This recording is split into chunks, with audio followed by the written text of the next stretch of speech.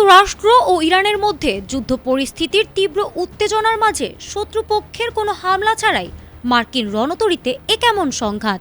মধ্যপ্রাচ্যে চিরশত্রু ইরানের মুখোমুখি অবস্থানে থেকে যখন চরম যুদ্ধাবস্থা বিরাজ করছে, ঠিক তখনই মার্কিন বিমানবাহী রণতরী ইউএসএস আব্রাহাম লিঙ্কনে নিজেদের মধ্যে এক অভূতপূর্ব ও চাঞ্চল্যকর সংঘর্ষে লিপ্ত হয়েছে মার্কিন নৌসেনারা।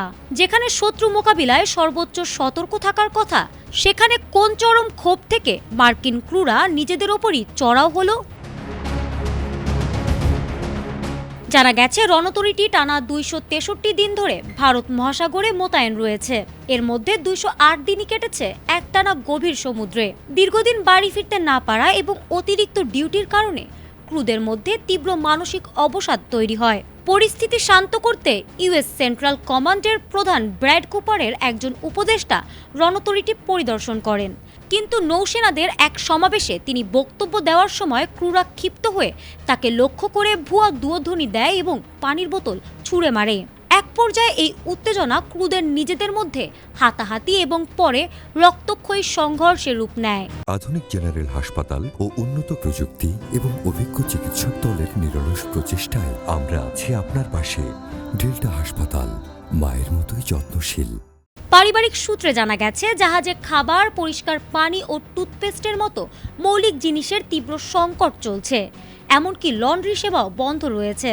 এই চরম অবহেলায় ক্ষুব্ধ হয়ে ক্যালিফোর্নিয়ার সান ডিয়েগোতে প্রায় 200 নৌসেনার পরিবার মার্কিন নৌবাহিনীর কর্মকর্তাদের সামনে তীব্র প্রতিবাদ জানিয়েছেন।